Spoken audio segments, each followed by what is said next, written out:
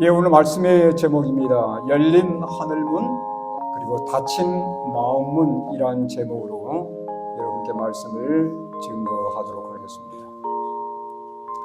저희는 지난 시간에 하나님의 성령께서 이 세상을 서서히 떠나가고 있다는 말씀을 들었습니다. 노아 방주의 문이 닫히면서 하나님께서 그들에게 주었던 120년의 기간이 끝나고 방주 밖에 있었던 사람들은 모조리 멸망을 당하는 그런 사건에 대해서 제가 지난 시간에 여러분께 말씀을 전해드렸습니다. 창세기 7장 15절에서 17절의 말씀을 제가 읽어드립니다.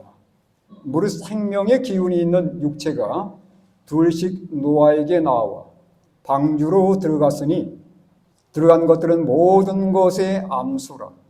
하나님이 그에게 명하신 대로 들어가매 여호와께서 그를 들여보내고 문을 닫으시니라. 홍수와 땅에 40일 동안 계속되니라. 누가 문을 닫았습니까? 하나님이 직접 문을 닫으신 겁니다. 하나님이 문을 닫으심과 동시에 성령은 완전히 지상에서 철수하게 되었고 이 세상에는 홍수 심판이 임했다는 사실을 제가 지난 시간에 여러분께 말씀을 전해드렸습니다. 하나님께서 직접 이 방주의 문을 닫으신 것에 대해서 영감의 글은 이렇게 말씀하고 있습니다. 부자 선지자 98쪽의 말씀입니다.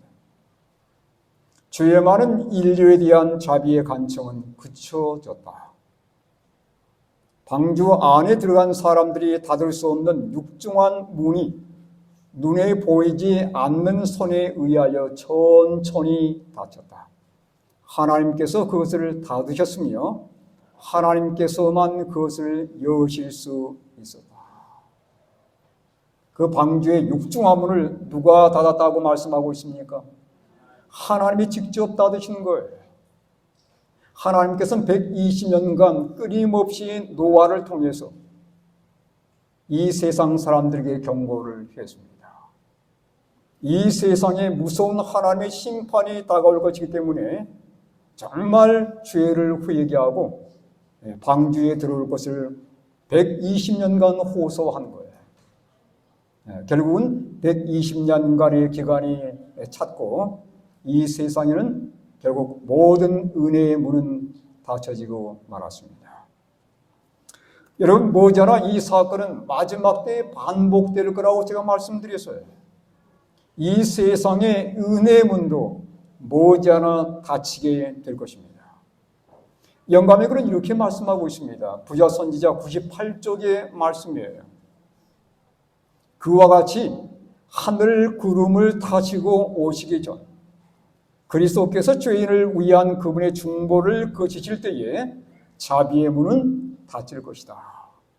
그렇게 되면 하나님의 은혜가 더 이상 악인들을 제어하지 않을 것이며 하나님의 자비를 거절해온 자들은 사탄에게 완전히 지배될 것이다.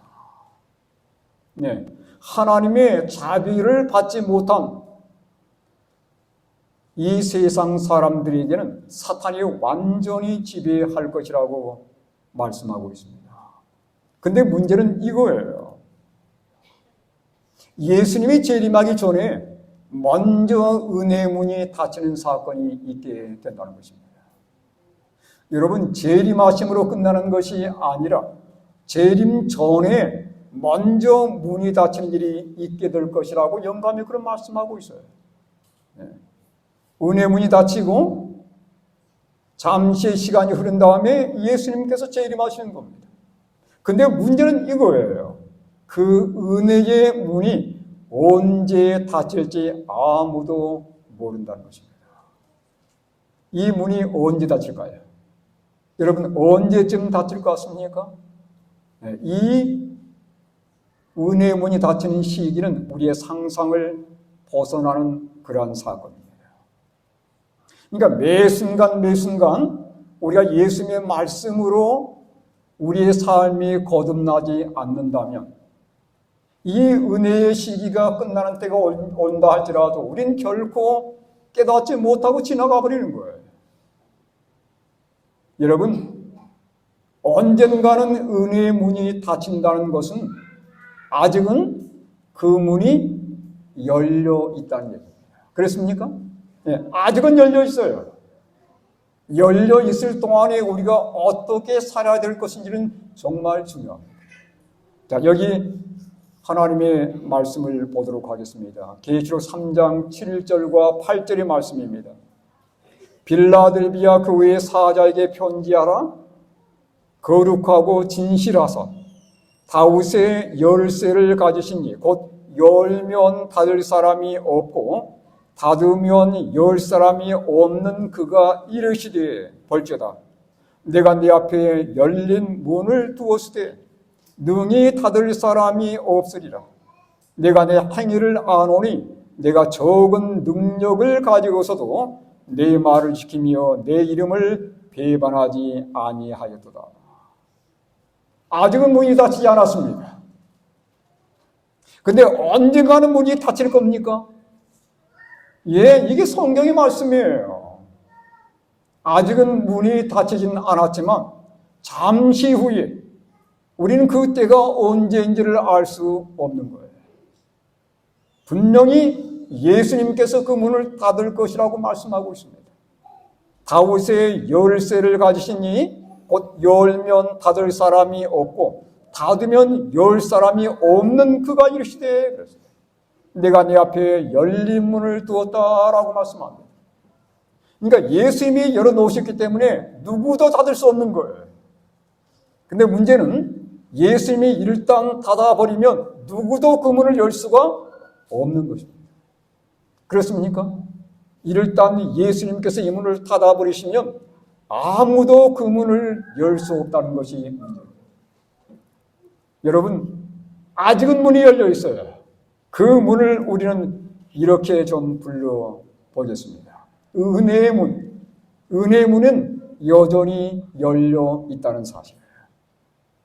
아직은 닫히지 않았습니다. 언젠가는 닫힐 거예요. 그러나 아직은 우리에게 충분한 기회가 주어지고 있다는 것을 여러분 결코 놓치지 않게 되길 바랍니다. 고린도후서 6장 1절과 2절의 말씀입니다. 읽겠습니다. 시작.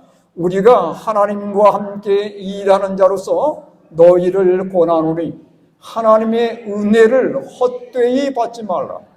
이르시되 내가 은혜 베풀 때에 너에게 듣고 구원의 날에 너를 도왔다 하셨으니 보라 지금은 은혜 받을 만한 때요 보라 지금은 구원의 날이로다.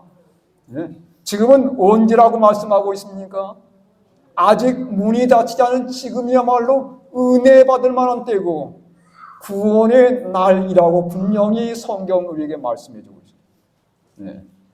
그러니까 아직은 문이 닫히지 않는 때에 우리에게 여전히 구원의 문, 은혜의 문이 열려있는 때에 우리가 그 문으로 들어가야 된다고 하는 것입니다.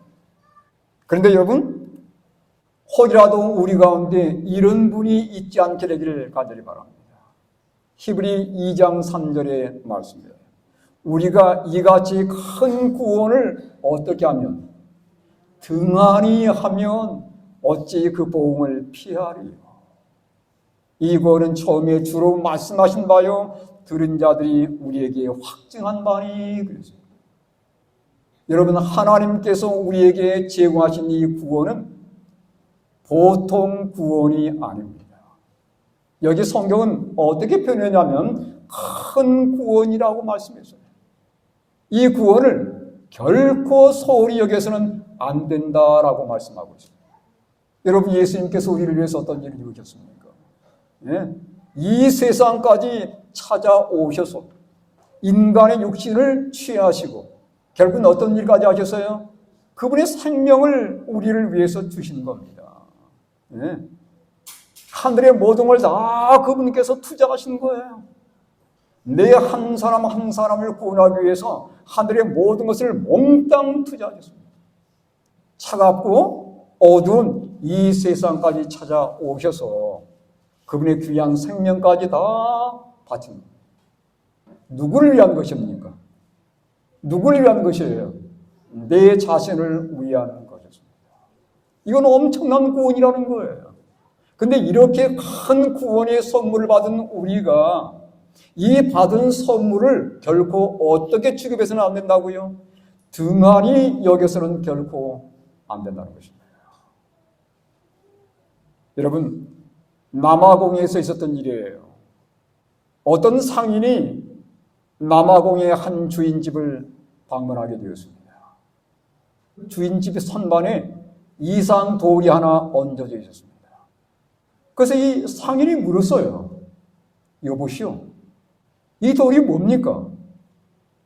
그때 주인이 얼마 전에 우리 아들이 산에 놀러 갔다가 이 돌을 주워 왔습니다. 이 상이 보니까 그게 뭐예요? 이거였습니다. 뭐 같아요? 다이아몬드입니다. 근데 주인은 이게 뭔지를 모르는 거예요. 그래서 상인이 제가 당신 아들을 위해서 장난감을 하나 준비했는데 그 장난감하고 이 돌을 좀 바꾸면 어떻겠습니까? 그랬더니 그 주인이 뭐라고 했을까요? 너무 좋습니다. 우리 아들도 너무 좋아할 겁니다. 네. 이 다이아몬드하고 뭘 바꿨어요? 장난감과 바꾼 거예요. 여러분, 잘한 겁니까? 잘한 거예요? 장난감 주고 이 엄청난 다이아몬드를 바꾼 만큼 잘한 겁니까? 네. 이 상인은 엄청난 이득을 본 겁니다.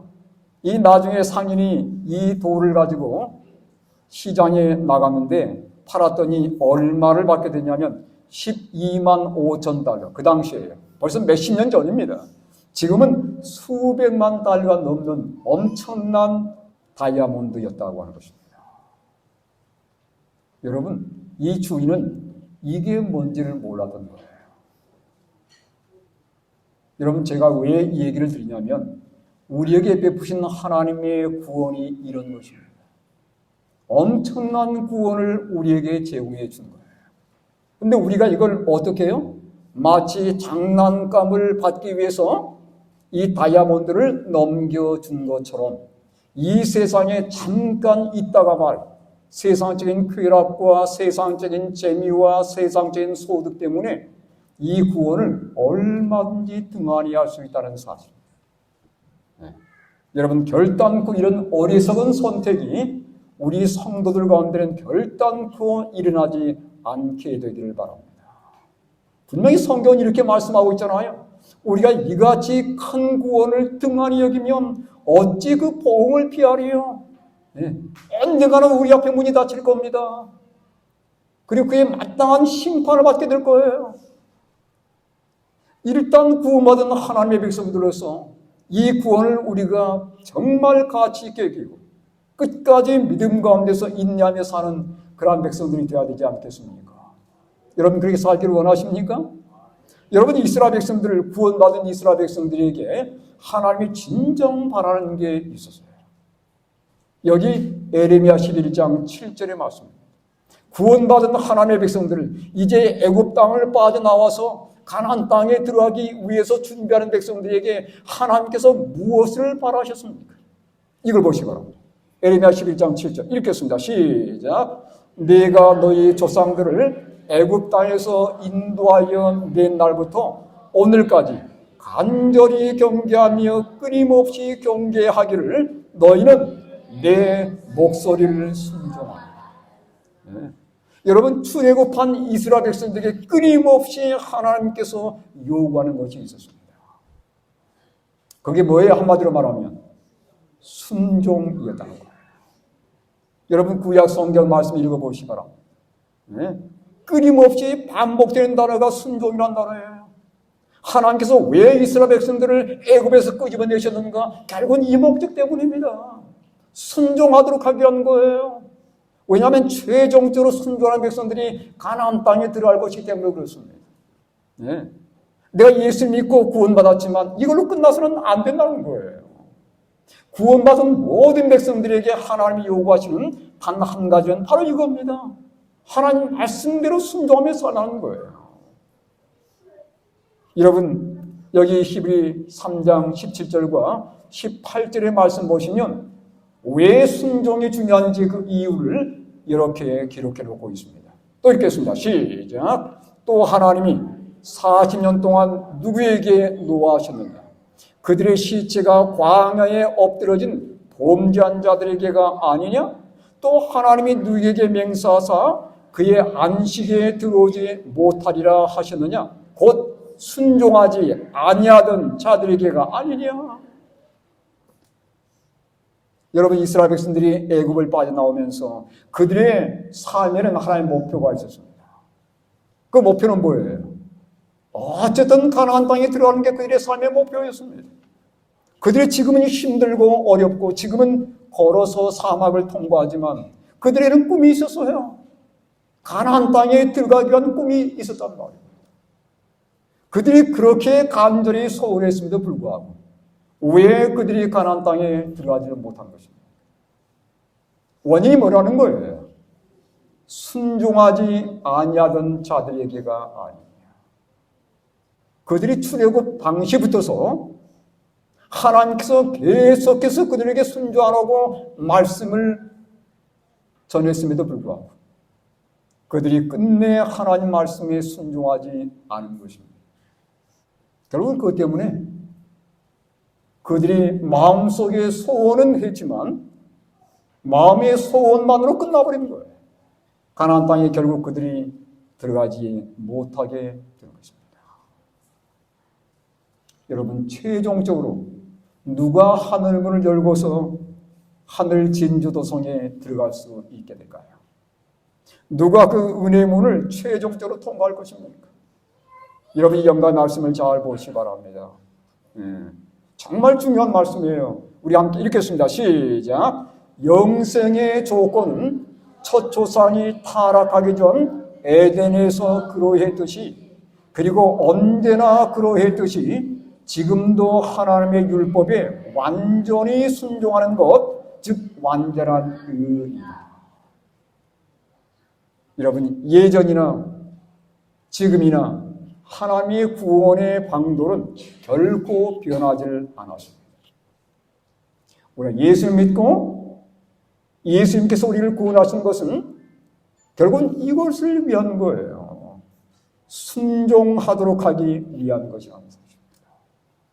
우리가 예수를 믿는다고 고백하지만 하나님 말씀대로 순종하지 않게 되면 그건 마치 뭐가 똑같냐면 천국문을 들어갔다 나왔다 들어갔다 나왔다 그 주변에서 서성대는 모습과 똑같은 것입니다. 이게 완전히 들어갔다가 안 나오는 사람은 어떤 사람들이냐면 예수님을 진정 믿을 뿐만 아니라 그분의 말씀 따라서 하나하나 순종하는 자들이 그 천국문을 통과해서 다시는 나오지 않는 자들이에요. 근데 많은 하나님의 성도님들이 이 문 주변을 서성거리면서 들어갔다 나왔다 들어갔다 나왔다를 반복하고 있는 겁니다. 기분 좋을 때는 순종하고 기분이 좋지 않을 때는 순종하지 않고, 기회에 따라서 형편에 따라서 순종하지 않는 것은 바로 이런 경험이에요. 전 우리 하나님의 백성들이 정말 이 마지막 때에 사는 백성들로서 정말 마음에 결심하고서 하나님이 원하시는 이 뜻 가운데 사심으로 천국문을 온전히 넉넉히 들어가시는 그러한 성전들이 될 수 있게 되기를 간절히 바랍니다. 자, 여기 여러분, 은혜의 문은 아직은 열려 있습니다. 계시록 3장 8절에 우리 아까 읽었던 말씀이에요. 볼지어다 내가 네 앞에 열린 문을 두었으되 능히 닫을 사람이 없으리라. 아직은 활짝 열려 있습니다. 여러분, 이 말씀도 보시기 바랍니다. 계시록 4장 1절의 말씀이에요. 2일 후에 내가 보니 하늘에 열린 문이 있는데 그랬어요. 양쪽 문이 활짝 열렸습니다. 하늘 문은 활짝 열려 있는 거예요. 근데 문제는 뭐냐면 그 가운데 끼어 있는 우리의 모습입니다. 어떻다고 말씀하고 있습니까? 자, 양쪽 문은 지금 활짝 열려 있어요. 그런데 가운데 보니까 3장 20절에 성경이 이렇게 말씀하고 있어요. 볼지어다 네가 문 밖에 서서 두드리노니. 무슨 말이에요? 문이 닫혀 있다는 얘기입니까? 열려 있다는 얘기입니까? 문이 닫혀 있는 거예요. 하늘 문은 열려 있는데 지금 뭐가 닫혀 있는 겁니까? 사람의 마음 문은 닫혀 있는 겁니다. 네? 순종할 마음이 없는 거예요. 하나님의 주신 구원을 감사할 마음이 없는 겁니다. 마음이 닫혀 있잖아요. 누가 그 마음속에 계시지 않냐면 예수님께서 계시지를 않는 거예요. 여러분, 오늘날 우리 교회의 문제는 바로 여기에 있는 것입니다. 하늘문은 활짝 열려 있어요.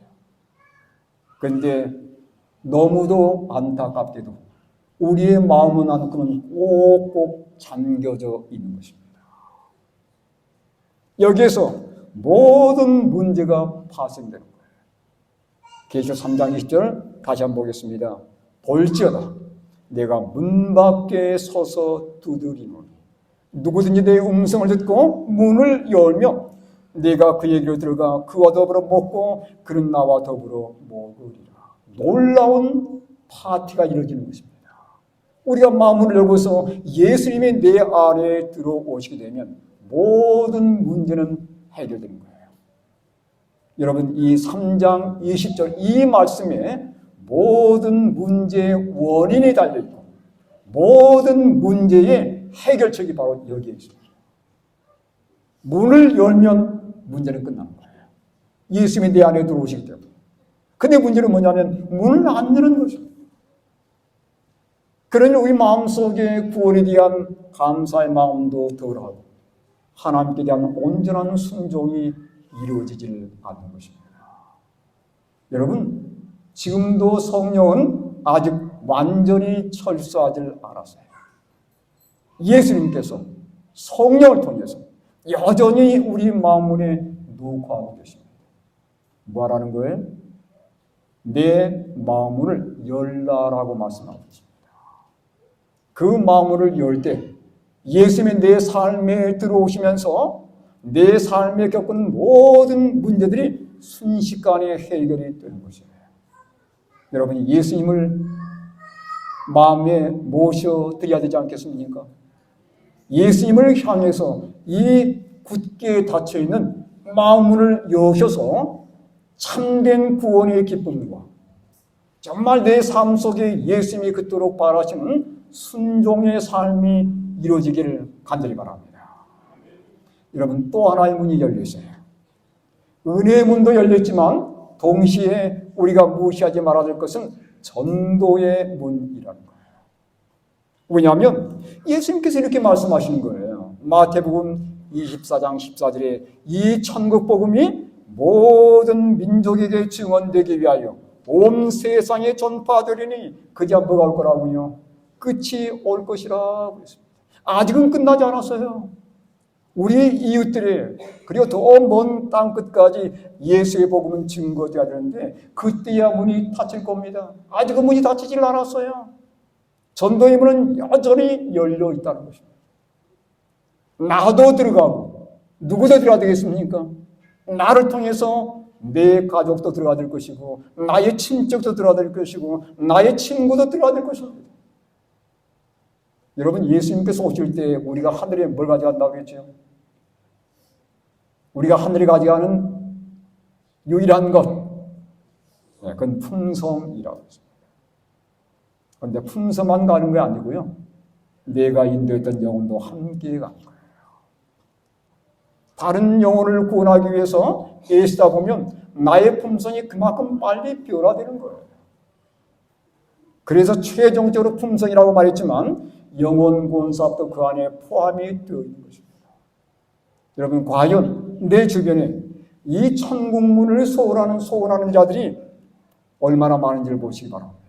사도행전 109쪽의 말씀이에요. 우리 익히 들어서 아는 말씀입니다. 읽겠습니다. 시작. 세계 도처에서 남녀들은 하늘을 동경하면서 바라보고 있다. 빛과 은혜와 성령을 갈구하는 영혼들의 기도와 눈물과 탕구가 하늘로 올라가고 있다. 많은 사람들은 다만 거두어들임을 받기를 기다리면서 하늘나라 경계선에 있다. 세상이 아무리 강박해지고 정말 하나님의 복음 증거가 어려운 것처럼 보이지만 여전히 우리의 발길을 기다리는 사람들은 있다는 거예요. 여러분, 이걸 위해서 우리가 전도일을 실시하는 것이고, 이걸 위해서 우리가 전도일을 앞두고서 여러 가지 개인적인 봉사를 하는 것입니다. 여기 말씀 보시기 바랍니다. 시대의 소망 141쪽이 우리 마음을 찔리게 하는 말씀이에요. 일생 동안 그리스도를 안다고 고백하면서도 단 한 사람의 영혼도 구주께로 이끌기 위하여 개인적인 노력을 해보지 않은 자들이 있다. 내가 인도한 영혼들은 어디에 있는 것입니까? 나는 지금까지 얼마나 많은 영혼들을 하나님께 인도해 왔는지요. 여러분 한번 생각해 보시길 바랍니다. 치료봉사 141쪽의 말씀입니다. 세상에 복음을 전하는 일은 하나님께서 당신의 이름을 부르는 사람들에게 위탁하신 사업이다. 복음은 세상의 죄와 불행을 제거해주는 유일의 해독제이다. 그 다음에 이렇게 말씀합니다. 온 인류에게 하나님의 은혜의 기별을 알려주는 것이 그 치료의 능력을 깨달은 사람들의 첫째 과업이다.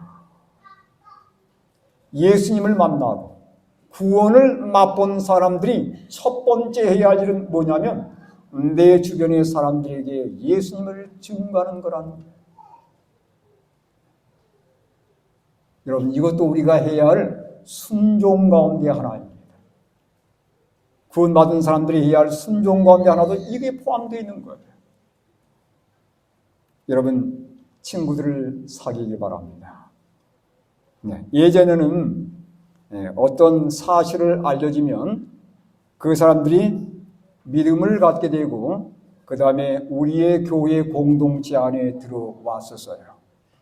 그러나 현재는 이게 완전히 뒤집어졌습니다.